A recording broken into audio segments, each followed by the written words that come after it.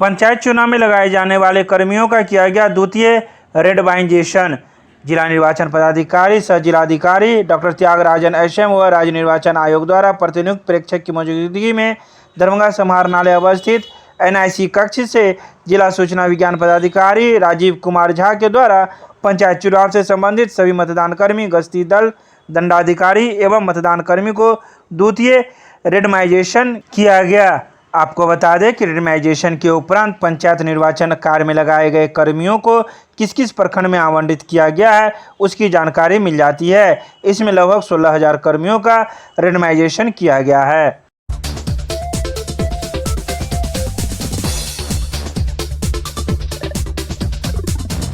दरभंगा के संस्कृत विश्वविद्यालय के दरबार हॉल में मिथिला लोक मंथन के द्वारा सृजना कौशल विकास शिविर का शुभारंभ किया गया। इस शिविर में मुख्य अतिथि के रूप में संस्कृत विश्वविद्यालय के कुलपति डॉक्टर शशिनाथ झा, सांसद गोपाल जी ठाकुर, कैंसर अस्पताल के संस्थापक सहित कई लोग मौजूद थे। शनिवार को उद्घाटित हुई इस सृजना कौशल विकास शिविर का वर्गारंभ 20 सितंबर से प्रारंभ होगा, जो 20 अक्टूबर तक चलेगा। पूरे 1 महीने तक चलने वाले इस सृजना कौशल विकास शिविर में 200 से अधिक छात्र छात्राएं भाग लेंगी, जिसे विभिन्न प्रकार के प्रशिक्षण दिए जाएंगे। खासकर मिथिला पेंटिंग, ब्यूटिशियन, सिलाई कढ़ाई के अलावा अन्य कई बातों की जानकारी दी जाएगी, ताकि उनमें कौशल का विकास हो सके और वह अच्छे समाज का निर्माण कर सके। मिथिला लोक मंथन दरभंगा इकाई के द्वारा सृजना कौशल विकास शिविर संस्कृत विश्वविद्यालय के दरबार हॉल में आयोजित किया गया। यह शिविर 20 सितंबर से लेकर 20 अक्टूबर तक 1 मंथ चलेगी। इसमें हम लोग लगभग 200 छात्राओं को निःशुल्क 12 विषयों का प्रशिक्षण देंगे, जिसमें ब्यूटिशियन है, सिलाई कढ़ाई है, मिथिला पेंटिंग है, कंप्यूटर है, इंग्लिश स्पोकन है, मेहंदी है, योग है, प्राथमिक उपचार। इसमें निःशुल्क छात्राओं को ट्रेनिंग देंगे। हर एक विषय के हर एक शिक्षक आके सुबह 8 बजे से लेकर दिन के 12 बजे तक मिथिला लोक मंथन कार्यालय संस्कृत विश्वविद्यालय में प्रशिक्षण दिया जाएगा। कितने छात्र हैं? लगभग 200 छात्रा इसमें भाग ली है। क्या नाम है? मणिकांत ठाकुर, मिथिला मंथन कार्यकर्ता।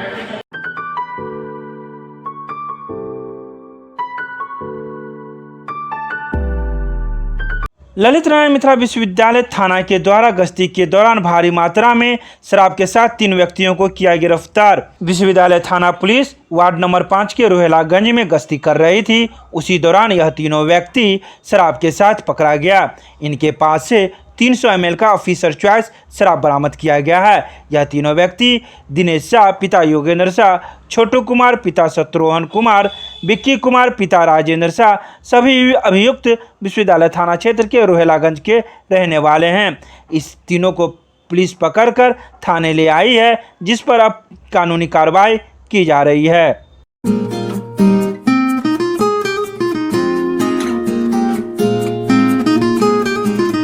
शनिवार को मिथिला राज्य निर्माण सेना के द्वारा एक प्रेस वार्ता का आयोजन किया गया। यह प्रेस वार्ता दिल्ली मोड़ स्थित एक होटल में किया गया। मिथिला राज्य निर्माण सेना के महासचिव राजेश झा द्वारा प्रेस प्रतिनिधियों को संबोधित करते हुए बताया कि मिथिला राज्य आंदोलन की स्वीकार्यता बढ़ाने के लिए जनगणना में मैथिली अंकित कराना आवश्यक है। बिहारी सत्ता से लाभान्वित राजनीतिक दलों द्वारा षड्यंत्रपूर्वक मैथिली और मिथिला का अधिकार छीनने का प्रयास पिछले 70 वर्षों से जारी है। 26 सितंबर से मिथिला पुनः जागरण यात्रा की शुरुआत होगी। इस यात्रा का आयोजन 5 चरणों में होगा, जिसके प्रथम चरण में मधुबनी, दरभंगा, समस्तीपुर और बेगूसराय के विभिन्न क्षेत्रों से होकर यह यात्रा गुजरेगी। दूसरे चरण में कोसी और तीसरे चरण में पूर्णिया कमिश्नरी को सम्मिलित किया जाएगा। है कि मिथिला राज्य निर्माण सेना आगामी 26 सितंबर से दिन रविवार से 5 चरण के प्रथम चरण की शुरुआत मिथिला पुनर्जागरण यात्रा के नाम से करेगी। और इस मिथिला पुनर्जागरण यात्रा के तहत हम संपूर्ण मिथिला क्षेत्र में 5 चरण में एक जत्थे के साथ, जिसमें 200-250 लोग रहेंगे, उस जत्थे के साथ हम गली गली, गांव-गांव, चौक चौराहा घूमेंगे। अपने भाइयों से यह निवेदन करेंगे कि जब जनगणना की बात उठे तो भाषा के कॉलम में मैथिली को अंकित करें। और मिथिला राज्य की जो राजनीतिक लड़ाई शुरू हो रही है, उस राजनीतिक लड़ाई में भी हम सब एक दूसरे के साथ हाथ से हाथ मिलाकर चलें, कदम से कदम मिलाकर चलें, कंधे से कंधा मिलाकर चलें। यही इसी मांग के साथ हम लोग मिथिला पुनर्जागरण यात्रा की शुरुआत 26 तारीख से प्रतीकात्मक रूप से मधुबनी जिला स्थित फुलहर से करेंगे और हमारा प्रोसेसन मुख्य रूप से मधुबनी जिला का जो केंद्रीय मुख्यालय है मधुबनी शहर वहाँ से शुरू होगा। सिंबल होता है किसी संगठन का, उसकी गतिविधि का। इसके पहले जो मिथिला राज्य आंदोलन में जितने भी लोग रहे हैं उनके नारे ने इस आंदोलन को यहाँ तक पहुँचा दिया। तो अब यह आंदोलन जिस दहाने पर खड़ा है, जिस मुहाने पर खड़ा है, जिस वर्ज पर खड़ा है, वहाँ अब इस आंदोलन को थोड़ा उग्र बनाना होगा। क्यों?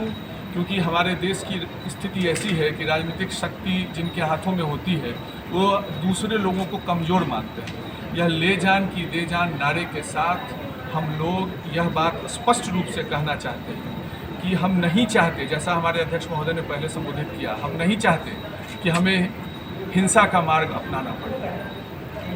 वह एक अंतिम अभिकरण होगा। उसके पहले ही अगर हमें हमारा मांग दे दिया जाए तो हम अपने घर में अपने लोगों के साथ अपने क्षेत्र के विकास को प्रतिबद्ध रहेंगे। यही इस नारे की सार्थकता है। अगर इस्तेमाल की बात नहीं कर रहे हैं, अभी वह वक्त नहीं है, इसीलिए इस प्रश्न का कोई अभी उत्तर देना मुझे उतना समुचित नहीं लगता। लेकिन हम ये जरूर कहना चाहेंगे कि हथियार को छोड़कर लड़ाई के और जितने भी ऑप्शंस हैं वो सारे ऑप्शंस हमारे लिए खुले हैं। पिछले मैंने पहले ही कहा कि और हम दूसरे वक्ताओं ने भी यहाँ कहा था कि यह माना जाता है कि यह एक वर्ग विशेष का आंदोलन है, लेकिन हमारे संगठन में हम लोगों ने प्रमुखता से उन दूसरे वर्ग समूह के लोगों को भी स्थान दिया है और उनको नेतृत्व हमने दिया है। पप्पू नायक हमारे लिए वही नेतृत्व हैं, संजय मंडल हमारे लिए वही नेतृत्व हैं, विक्रम पासवान हमारे लिए वही नेतृत्व हैं। ये ऐसे लोग हैं, बिस्फी जहाँ विद्यापति जी की जन्मस्थली है वहाँ चंद्रेश यादव जी हैं, शिवशंकर यादव जी हैं। ये ऐसे लोग हैं जो दूसरे समाज से आ रहे हैं। और मैंने तो पहले ही आपको कहा कि यह हमारे मिथिला विरोधियों के लिए ब्राह्मण और पिछड़ा और अति पिछड़ा होगा। हमारे लिए तो एक ही जाति है, हमारे लिए तो एक ही धर्म है और वह धर्म है कि हम मैथिल हैं। हमारे लिए यहाँ का मुसलमान भी मैथिल मुसलमान है, यहाँ का यादव भी मैथिल यादव है, यहाँ का ब्राह्मण भी मैथिल ब्राह्मण है। यहाँ से नहीं है। मैं आपको थोड़ा आपकी बातों को सुधार करना चाहूँगा कि भाषा की अगर आप बात करेंगे तो बिहार में तो भाषा मैथिली ही है, क्योंकि भाषा होने के लिए उसके पास उसका एक स्वतंत्र लिपि होना चाहिए। वह लिपि और दूसरी भाषाओं के पास नहीं है, वो बोली है, डायलेक्ट है। और यह भी आप जानते होंगे, और नहीं तो मैं आपके माध्यम से उन लोगों तक यह बात पहुंचाना चाहूँगा जो अंगिका और वज्जिका को मैथिली के खिलाफ खड़ा करते हैं। यह भाषा की सुंदरता है, यह भाषा का औदार्य है, यह भाषा की मजबूती है कि उसके कितनी सारी बोलियाँ हैं। तो अंगिका वज्जिका ये सब जो क्षेत्र है ये मुख्य रूप से मैथिली ही है, मैथिली ही है। और जो मिथिला और मैथिली के विरोधी हैं उन लोगों की यह लाइन है कि अंगिका अलग है या वज्जिका अलग है। मैं तो कहीं जाता हूँ पूरे मिथिला क्षेत्र में, वहाँ के लोगों से मिलता हूँ, मैं अपनी मैथिली में बात करता हूँ, वो अपनी मैथिली में बात करते हैं। असल बात यह है कि मिथिला क्षेत्र का कोई भी व्यक्ति जो भाषा जिस तरीके से बोलता है वही मैथिली है, चाहे वह किसी भी लहजे में क्यों न बात करे। मेरा कहना था कि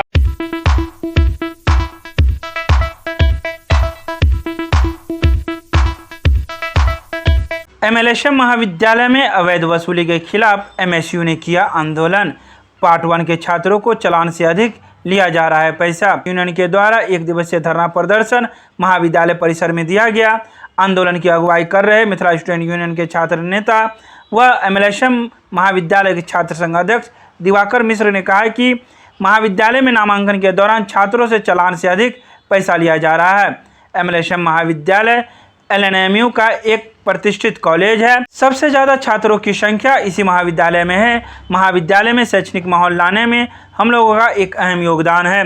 एक महाविद्यालय का अध्यक्ष होने के नाते मेरा दायित्व बनता है कि यहाँ विधि व्यवस्था सही से चले, लेकिन पिछले कुछ समय से कॉलेज में कर्मचारी अपना काम छोड़कर दूसरे कामों में लग गए हैं। छात्रों से अवैध पैसा लिया जा रहा है। चालान से अधिक पैसा लेना, इससे मिथिला स्टूडेंट यूनियन कतई बर्दाश्त नहीं करेगा। महाविद्यालय की व्यवस्था के खिलाफ आज मिथिला स्टूडेंट यूनियन महाविद्यालय में अवैध वसूली के खिलाफ, एनसीसी के छात्रों को बुला के मानसिक प्रताड़ना के खिलाफ, अवैध जो काम चल रही है उनके खिलाफ आज मिथिला स्टूडेंट यूनियन और आम छात्रों के साथ हल्ला बोल की आगाज की है। मिथिला स्टूडेंट यूनियन महाविद्यालय प्रशासन एवं विश्वविद्यालय प्रशासन को इस बात को सजग करना चाहती है कि महाविद्यालय के जो प्रधानाचार्य महोदया है वो अपने खुद बात करने के लिए नहीं। किस महाविद्यालय की बात कर रहे हैं? हम MLSM महाविद्यालय की बात कर रहे हैं।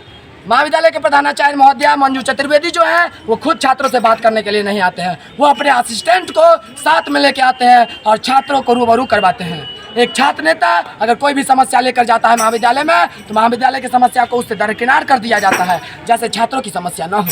इस संदर्भ में आज मिथिला स्टूडेंट यूनियन और आम छात्रों के साथ हम हल्ला बोल का आगाज किए हुए हैं। जब तक ये विश्वविद्यालय प्रशासन और महाविद्यालय प्रशासन सजग नहीं होती है तब तक मिथिला स्टूडेंट यूनियन महाविद्यालय को बंद कर दिए। मांग क्या? मांग सबसे मुख्य मांग है जो अवैध वसूली, हर एक छात्र या फिर आर्ट काउंटर हो या आर्ट साइंस काउंटर हो या फिर कॉमर्स काउंटर हो या फिर लाइब्रेरी हो, कहीं पे जाने के बाद छात्रों से अवैध वसूली किया जाता है। इसके लिए आज मिथिला स्टूडेंट यूनियन और आम छात्रों के साथ आंदोलन किया गया। क्या नाम हुआ? मेरा नाम आदित्य कुमार मिश्रा हुआ है, हम अभी छात्र संघ के महासचिव हैं।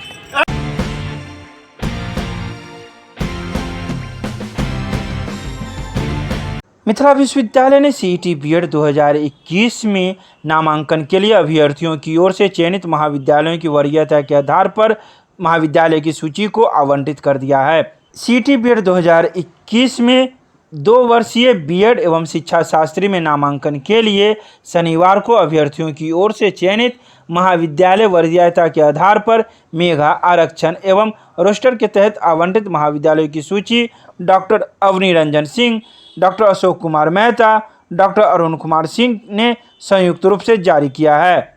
अभ्यर्थी 19 सितंबर से वेबसाइट www.bihar.cetbed.lnmu.in पर लॉगिन कर आवंटित महाविद्यालय को स्वीकार कर 19 सितंबर से लेकर 25 सितंबर तक 3000 रुपये अंशुल्क रूप जमा कर दिनांक 22 सितंबर से 29 सितंबर तक आवंटित महाविद्यालय में पेपर सत्यापन के बाद नामांकन ले सकते हैं।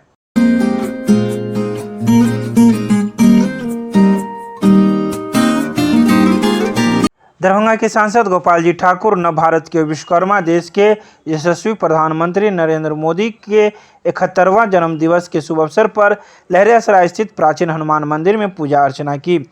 इस दौरान सांसद ने 71 किलो लड्डू एवं फल का भोग लगाकर भव्य आरती किया। सांसद ने विद्वान पंडितों द्वारा मंगल मंत्रोच्चारण के बीच वहां हवन भी किए, जिससे प्रधानमंत्री के स्वस्थ एवं दीर्घायु जीवन हेतु आहुति दिया गया। इसके बाद सांसद ने परिसर में स्थित महादेव मंदिर में शिवलिंग पर पंडित एवं गुरुजनों के मंत्रों के बीच रुद्राभिषेक किया गया। सांसद ने कहा कि महादेव जो संपूर्ण सृष्टि की रक्षा करते हैं, ऐसे महाकाल का रुद्राभिषेक कर प्रधानमंत्री के दीर्घायु जीवन की कामना कर रहे हैं।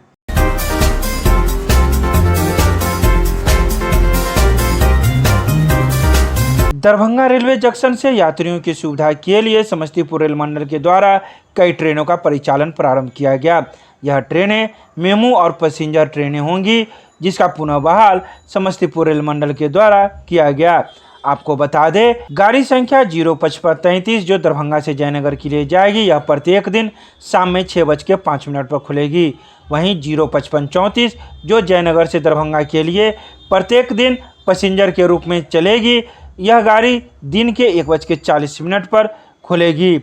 वहीं समस्तीपुर से दरभंगा होते हुए जयनगर के लिए शाम के 5:50 पर एक पैसेंजर ट्रेन का परिचालन प्रारंभ किया गया है। तो वहीं 05536 जो जयनगर से समस्तीपुर के लिए जाएगी, प्रत्येक दिन 4:30 पर जयनगर से खुलेगी, जो दरभंगा होते हुए समस्तीपुर जाएगी। इसके अलावा समस्तीपुर रेल मंडल के द्वारा समस्तीपुर से सहरसा, कटिहार और बरौनी के लिए ट्रेनों का परिचालन प्रारंभ किया गया है, जो पैसेंजर के रूप में प्रत्येक दिन विभिन्न समयों पर चलेगी।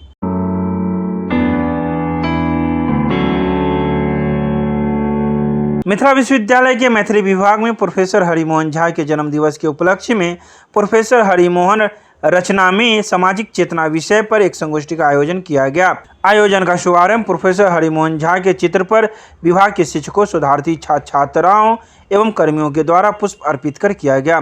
प्रोफेसर हरिमोहन झा के रचना में सामाजिक चेतना विषय पर विषय परिवर्तन करते हुए प्रोफेसर नारायण झा ने कहा कि प्रोफेसर हरिमोहन झा की रचनाओं में सामाजिक चेतना का प्रबल स्वरूप परिवाहित होता है।